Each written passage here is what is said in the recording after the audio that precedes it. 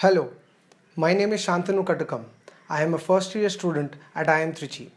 As a part of my Indian Economy and Policy course, I am here to speak about a topic which is holding back our general and economic development of the country. Poor quality of education. Why is the quality of education so bad in India? Why is the proportion of students being successful, if not successful, at least completing the education, is so less when compared to other populous nations of the world? What could be the reasons for people being less bothered about the quality of basic schooling in our country? Let me start by quoting World Bank. World Bank says that poor education prevents faster economic growth and shared prosperity. It absolutely does. Right to Education Act is not enough to change this situation. A great visionary thinking and a will to make a change is needed. There are broadly three issues affecting the quality of education in India: access, attendance, and attainment. A large population of children in our country do not have access to schools. The reasons for this can be poor infrastructure or parents being uncertain about the safety of children traveling to schools a little far away.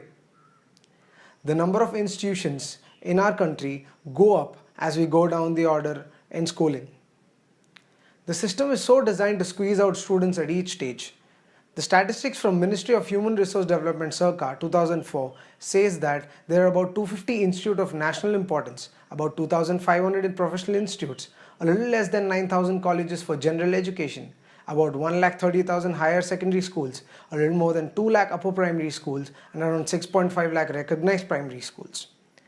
In the name of Education Act, government has opened many schools and satellite schooling in remote areas, but did not care to check for the teachers who run the schools. Most of them are little trained, who work for meager wages. These substandard schools lead to poorly educated children, which in turn gives rise to poverty and illiteracy. Attendance is another issue. If you forcefully ensure to enroll a child, you cannot ensure his attendance to the school. There are few factors that keep child away from school. Teachers are not held accountable for attendance. Hence, they don't see the push to encourage. Child labor is something which attracts the family of child to keep him away from school. A small amount would make their day, but only for a short period. Not all teachers are interested in teaching. The knowledge is very limited. Apparently, Delhi University is offering students option of completing 4-year diploma course in 2 years if they want to pursue primary school teacher career. When you hire such poorly qualified people to be primary school teachers, what message are we sending to the world?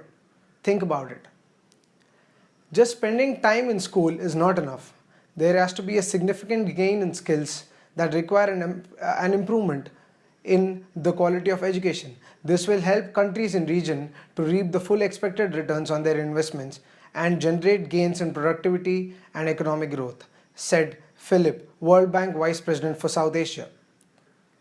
Increasing number of Indians, rich and poor, are paying for schooling. The share of pupils in private education has risen from 28% to 33% in just 3 years. In rural areas, it has almost doubled in 8 years, from 16 to 29%. Private schools organize classes in tiny rooms, sometimes outside. Even if the rain means lessons are cancelled, it's still better than a class without a teacher, as is often the case in state schools where teachers are absent 1 day in 5 on average. This statistic sums up the learning crisis that, according to many researchers, now threatens the development in India, where half the population is under 25 years of age. Let's talk about the attendance of teacher now. It's not always the students who lack interest to come to school. Teachers skip school too without being punished for or penalized for it. Taking a leave once in a while is reasonable, but if the teacher doesn't turn up once or twice every 5 days, why would the children be interested to go to the school in first place? Attainment is another serious issue.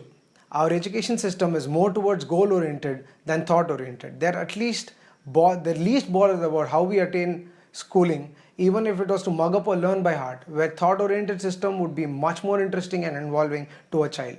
The Indian education system was created by the British rulers to create clerks who they thought would help them run a country of 40 million people. It was never designed to promote thought and encourage curiosity in a student. Unfortunately, we still follow the same system. Students do attain knowledge if it remains this way. If it remains this way, we would be producing people like robots or machines, and that would be wrong in a long term. The pedagogy of the system is so boring. The subject we learn most of the time is either irrelevant or outdated. There is no update in subject. It is the same as it was a decade ago, except for factual events filling the pages. The evaluation is done on what child has learned by heart or what he is able to fill up the exam with that information. Even the parents are not helping with the greed of having the child in toppers list. This builds up a lot of pressure in the student's mind, and it never helps him grow, and it leaves him without any skills or perspective around him to build a life. This is not just at school level. Think about the students with bachelor's degree. How many of them justify their degree? How often does a student leverage what he or she has learned into a career? Even a fresh graduate engineer needs to be trained at his new job to be very useful. There are few of us, in spite of all of this, do excellent in life. These are that small proportion I was talking about in the beginning. It is not that all hope is lost in our country. There is hope for a better India.